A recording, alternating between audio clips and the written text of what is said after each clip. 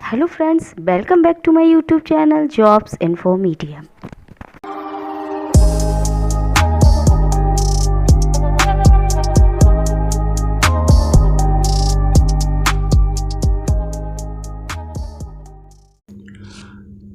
General science के question का एक और कलेक्शन हम आपके सामने पेश करने वाले हैं। इस सीरीज में हम टॉप 10 साइंस के क्वेश्चन, जिसमें से आपके physics, chemistry, biology, computer, technology, इन सब के क्वेश्चन शामिल हैं जो किसी न किसी एग्जाम में आए हुए हैं। तो देर न करते हुए चालू करते हैं। आज का पहला प्रश्न ये रहा।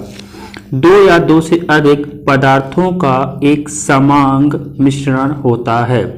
ऑप्शन है आपका अणु, कण, विलयन, घटक। इसका राइट आंसर क्या होगा आपका? ऑप्शन नंबर सी, विलयन। विलयन इसका एक राइट आंसर होगा। यानी जहां पर दो या दो से अधिक समांग विलयन मिलकर समांग पदार्थ मिलकर एक विलयन बनाते हैं, एक मिश्रण बनाते हैं, उसे क्या कहा जाता है? आपका विलयन कहा जाता है। अच्छा, मिश्रण कितने प्रकार के होते हैं? तो मिश्रण आपको दो प्रकार के होते हैं। कैसे होते हैं? एक आपके एक समांगी होता है आपका, और दूसरा कैसा होता है आपका?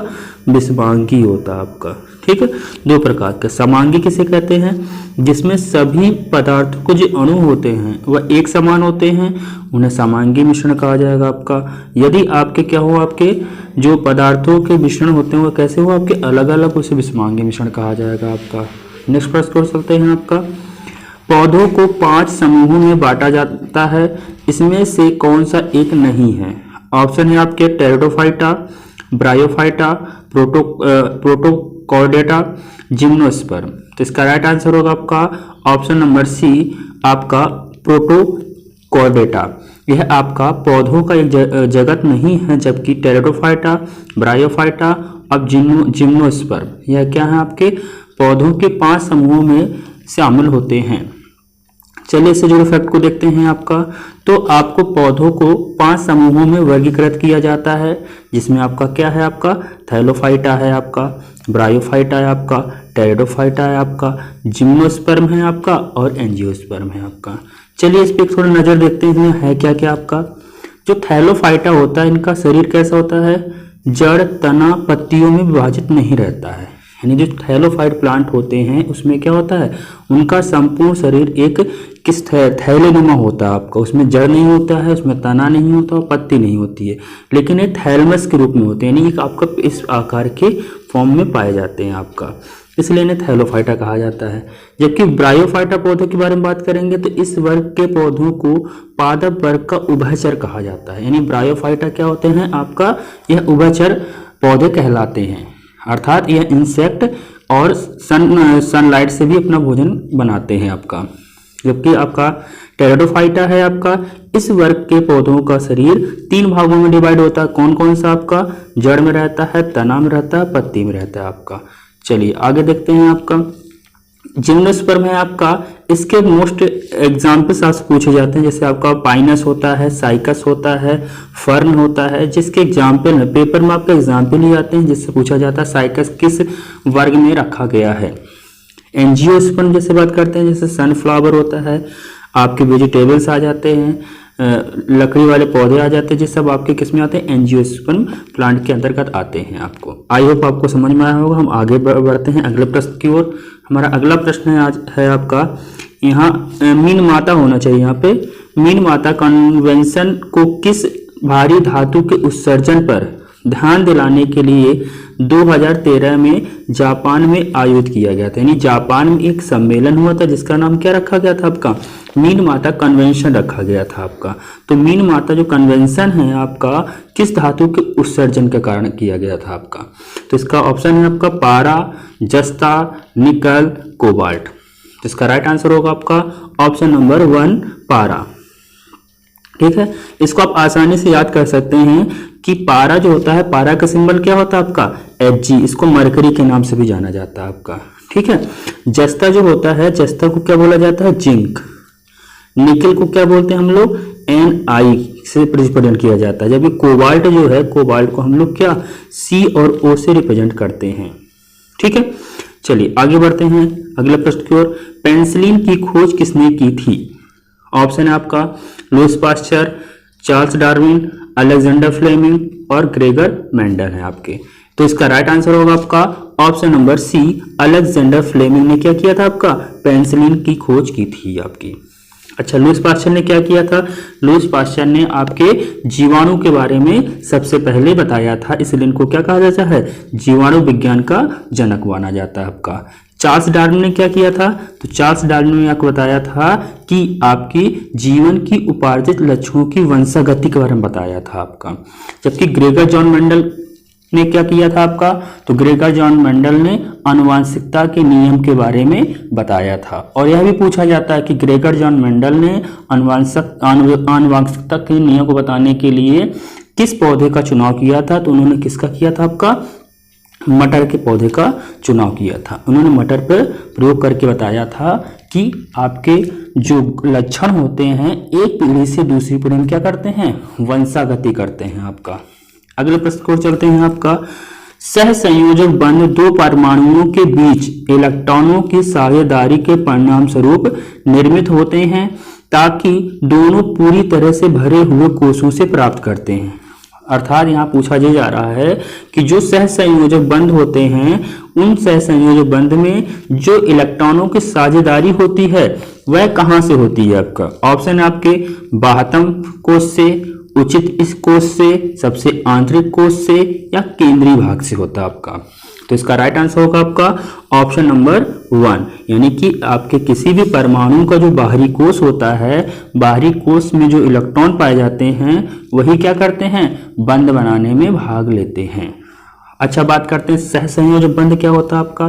सहसंयोजक बंध उसे कहा जाता है जहां पर दो अलग अलग परमाणु या समान परमाणु अपने बाहरी कोष से समान इलेक्ट्रॉनों को क्या करते हैं, साझेदारी में शामिल करते हैं।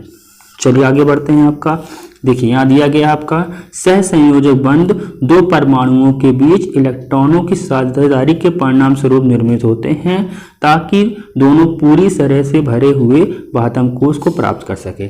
यानी कि जो हमारे परमाणु होते हैं वह क्या कोशिश करते हैं, उनका यह कोशिश होता है कि उनके बाहरी कोष में 8 इलेक्ट्रॉन कंप्लीट रहे, यानी अपना अष्टक कंप्लीट करने की कोशिश करते हैं। जिसका कंप्लीट नहीं होता है वह इलेक्ट्रॉनों का आदान प्रदान करके अपना अष्टक पूरा करते हैं। जैसे देखते हैं अगर आप यहाँ पर हाइड्रोजन है, एक दूसरा भी हाइड्रोजन है, तो हाइड्रोजन के बाह्यतम कोष में 1 इलेक्ट्रॉन होता है और दूसरे हाइड्रोजन के बाहरी कोष में भी 1 इलेक्ट्रॉन होता है। अब हाइड्रोजन को अपना अक्रिय गैस बनाना है तो उसको क्या चाहिए, 1 इलेक्ट्रॉन, क्योंकि अक्रिय गैस इसके पास की कौन सी होती है आपकी, हीलियम इसके पास की अक्रिय गैस होता है जिसका एटॉमिक नंबर कितना होता है आपका, 2 होता है आपका। तो यहाँ हाइड्रोजन क्या करेगा आपका, 1 इलेक्ट्रॉन को लेकर के इससे ग्रहण कर लेगा और अपना क्या बना लेगा, अष्टक कंप्लीट कर लेगा।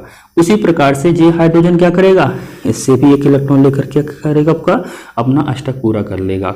तो आपके इन दोनों हाइड्रोजन परमाणुओं के मध्य में कौन सा बंध पाया जाएगा, आपका सहसंयोजक बंध आपका बनेगा आपका। अच्छा, सहसंयोजक बंध कितने प्रकार के होते हैं आपके, तो सहसंयोजक बंध आपके 3 प्रकार के होते हैं। चलिए आगे देखते हैं आपका। अच्छा, पहला है एकल सहसंयोजक बंध है आपका, जहां पे क्या होता है, जब 2 परमाणुओं के बीच 1-1 इलेक्ट्रॉनों की साझेदारी होती है उसे क्या कहते हैं, एकल सहसंयोजक बंध कहा जाता है। जैसे अभी हमने आपको पीछे बताया था कि हाइड्रोजन है, हाइड्रोजन के बाह्यतम कोष में 1 इलेक्ट्रॉन होता है, दूसरा हाइड्रोजन है उसके बाह्यतम कोष में 1 इलेक्ट्रॉन होता है। तो यहाँ पे एक हाइड्रोजन क्या करेगा, दूसरे हाइड्रोजन से 1 इलेक्ट्रॉन ले लेगा, दूसरा हाइड्रोजन क्या करेगा, पहले हाइड्रोजन से 1 इलेक्ट्रॉन ले लेगा।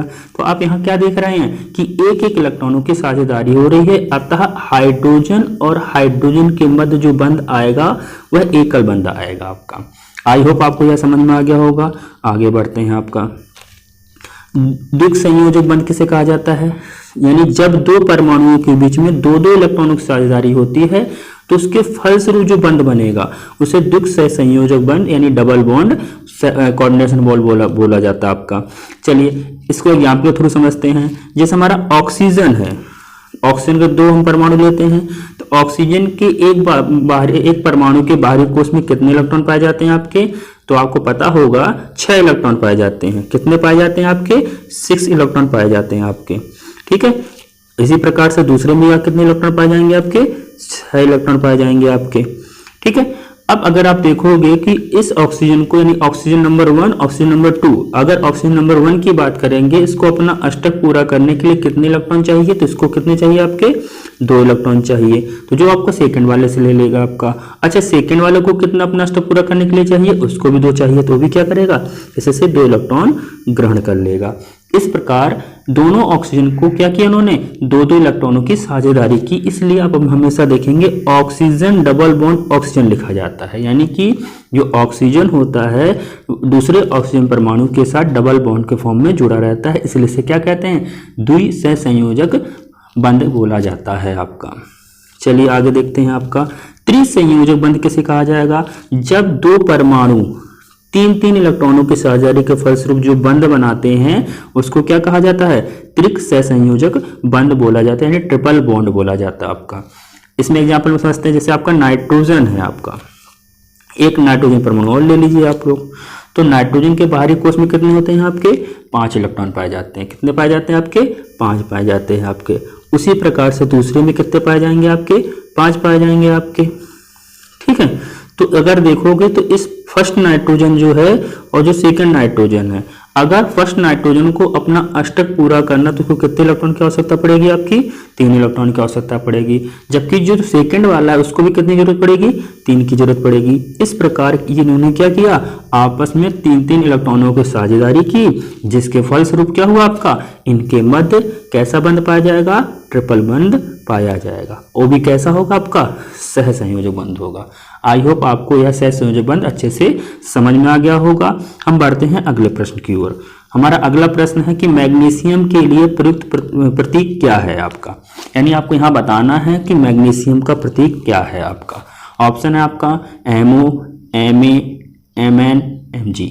तो मैग्नीशियम का सही प्रतीक क्या होगा आपका, Mg। इसका परमाणु क्रमांक कितना होता है, मैग्नीशियम का परमाणु क्रमांक होता है आपका 12। जो Mn है ये किसका प्रतीक होता है आपका, ये मैग्नीज का होता है आपका, ठीक है। इसका एटॉमिक नंबर कितना होता है आपका, इसका एटॉमिक नंबर 25 होता है। वहीं बात करते हैं मॉलिब्डेनम जो है ये क्या है आपका, एक आपका धातु है और डी ब्लॉक का तत्व है आपका, ठीक है। आगे बढ़ते हैं अगले प्रश्न की ओर है हमारा, प्रत्येक तत्व का एक नाम और डैश होता है या होती है। ऑप्शन है आपका एक अद्वितीय प्रकृति होती है, सेकंड है आपका एक अद्वितीय रंग होता है, ऑप्शन थर्ड है आपका एक अद्वितीय भौतिक प्रतीक होता है, ऑप्शन डी है आपका एक अद्वितीय रासायनिक प्रतीक है आपका। इसका राइट आंसर होगा आपका ऑप्शन नंबर डी, यानी जो प्रत्येक तत्व होता है उसका एक नाम होता है और क्या होता होगा, उसका एक रासायनिक प्रतीक होता है, यानी वह क्या करता है, एक विशेष प्रकार का रासायनिक गुण प्रदर्शित करता है। चलिए आगे बढ़ते हैं अगले प्रश्न की ओर। अब यहाँ देखते हैं कुछ आपके प्रमुख तत्व हैं, उनके संकेत आपको बताने हैं। जैसे आपका मरकरी है, हम आपको पीछे बता चुके हैं मरकरी का सिंबल क्या होता है आपका, Hg होता है आपका। जो सोना होता है उसका क्या सिंबल होता है, Au होता है आपका। लेड जो होता है, लेड का क्या होता है आपका, Pb होता है आपका। जबकि सोडियम की बात करेंगे तो सोडियम का क्या होता है हमारा, Na सिंबल होता है आपका। पोटेशियम का क्या होता है, पोटेशियम का K इसका सिंबल होता है आपका। सिल्वर जो होता है, सिल्वर का क्या होगा आपका, Ag होगा आपका। वहीं अगर बात करेंगे क्लोरीन, क्लोरीन का सिंबल क्या होगा आपका, C और L इसका सिंबल होता है। जो ग्रुप डी के एग्जाम चल रहे हैं उसमें मोस्टली यही क्वेश्चन पूछे जा रहे हैं कि आपका किसी तत्व का प्रतीक क्या है, उसका या एटॉमिक नंबर क्या है, उससे बनने वाले कंपाउंड्स क्या हैं आपको। अगर आप मेरी वीडियो को कंटिन्यू फॉलो कर रहे हैं तो आपके ये सारे क्वेश्चन अपने आप ही सॉल्व हो जाएंगे आपको। चलिए अगले प्रश्न की ओर चलते हैं। हमारा अगला प्रश्न है आपका विटीकल्चर क्या है आपका। ऑप्शन है सब्जियों की खेती, ऑप्शन सेकंड है आपका आम की खेती, ऑप्शन थर्ड है आपका अंगूर की खेती, ऑप्शन डी है आपका फूलों की खेती। तो इसका राइट आंसर होगा आपका विटीकल्चर के अंतर्गत हम लोग क्या अंगूर की खेती का अध्ययन करते हैं। चलिए इससे जुड़े फैक्ट को देखते हैं आपका। तो विटीकल्चर क्या है आपका, अंगूर की खेती से संबंधित होता है आपका। लिम्नोलॉजी स्वच्छ जल, यानी कि हम लोग क्या करते हैं, लिम्नोलॉजी के अंतर्गत क्या करते हैं, स्वच्छ जल का अध्ययन करते हैं। जैसे नदी, तालाब, झील के अंदर जो पानी पाया जाता है उसके बारे में हम लोग क्या करते हैं, इसका स्टडी करते हैं आपका। ओलेरीकल्चर क्या करता है, तो ओलेरीकल्चर सब्जियों द्वारा प्रदान होने वाले पौधों का अध्ययन करते हैं, यानी कि उन पौधों का अध्ययन किया जाता है जिनसे हमसे क्या प्राप्त होती है, सब्जियां प्राप्त होती हैं। आपका पोमोलॉजी क्या होता है, फलों के संवर्धन का अध्ययन बताता है, यानी कि जो फलों के बारे में जो बनाया जाता है उसके बारे में कौन स्टडी कराएगा, आपका पोमोलॉजी कहलाएगा। फ्लोरिकल्चर क्या करेगा, आपके फूलों की स्टडी के बारे में आपको बताता है आपका। चलिए अगले प्रश्न की ओर चलते हैं। आपका एडीज मच्छर जो होते हैं इसमें से किसका वाहक करते हैं, यानी जो हमारे एडीज मच्छर होते हैं वह किस चीज़ का वाहक करते हैं। ऑप्शन आपका हैजा, डेंगू, मलेरिया, आंत ज्वर। तो इसका राइट आंसर होगा आपका option number B, dengue. Aedes मच्छर के द्वारा कौन सा रोग होता है, आपका डेंगू होता है आपका। चलिए जुड़ते हैं इसके अगले प्रश्न की ओर। तो आपका इसमें देखिए कुछ फैक्ट है आपका, जैसे आपका कोई रोग होता है उस समय किस जीवाणु के कारण होता है उसके बारे में पढ़ते हैं आपका। जैसे सुजाग जो रोग होता है आपका या किसकी वजह से होता है आपका, यह होता है गोनोकोकस गोनोरोही के द्वारा होता है, यानी कि यह आपका क्या है, बैक्टीरिया है। इस बैक्टीरिया के द्वारा यह आपके रोग होते हैं। जैसे टिटनेस है आपका, जो यह किसके द्वारा होता है, बैसिलस टिटेनी के द्वारा होता है आपका। जैसे कोलेरा होता है, विब्रियो कोलेरी के द्वारा होता है आपका। जो प्लेग होता है वह किसके द्वारा होता है, बैसिलस पेस्टिस के द्वारा होता है आपका। जो हैजा होता है आपका विब्रो कोलेरी के द्वारा होता है। यहाँ जी मिस्टेक है, ठीक है, एक आपके यहाँ पे मिस्टेक है आपका। चलिए आज के अंतिम प्रश्न की ओर बढ़ते हैं। आज का हमारा अंतिम प्रश्न है, निम्नलिखित में कौन सा शब्द पशु व्यवहार के जैविक अध्ययन का सबसे अच्छा क्या है, वर्णक है आपका, या वर्ण करता है आपका। तो इसका ऑप्शन है आपका इटियोलॉजी है आपका, इथाइनोलॉजी है आपका, इटमोलॉजी है आपका, इथोलॉजी है आपका। तो इसका राइट आंसर होगा आपका इथानोलॉजी। ऑप्शन नंबर बी इसका क्या है, आपका राइट आंसर है। इसके द्वारा क्या करते हैं, किसी पशु के व्यवहार के बारे में हम लोग क्या करते हैं, अध्ययन किया जाता है आपका। चलिए इससे जुड़े फैक्ट देखते हैं आपका। तो आपका इटियोलॉजी जो होता है रोग के कारण का अध्ययन करता है। तो इथाइनोलॉजी क्या करता है, मानव जाति का अध्ययन करता है आपका। इंथोलॉजी जो होता है पुष्पों का अध्ययन करता है आपका। जिरेंटोलॉजी वृद्धावस्था यानी कि जो बुजुर्ग व्यक्ति होते हैं उनके बारे में स्टडी करता है। माइकोलॉजी कवक का अध्ययन करता है। और फाइकोलॉजी क्या, शैवाल का अध्ययन करता है। इसमें से माइकोलॉजी और फाइकोलॉजी बहुत पेपर में पूछा जाता है। तो आपको यह वीडियो कैसा लग रहा है हमें कमेंट बॉक्स में बताएं, और इसी प्रकार की वीडियो आगे प्राप्त करने के लिए हमारे चैनल को सब्सक्राइब करें, बेल आइकन दबाएं और वीडियो को ज़्यादा से ज़्यादा शेयर करें। धन्यवाद, जय हिंद।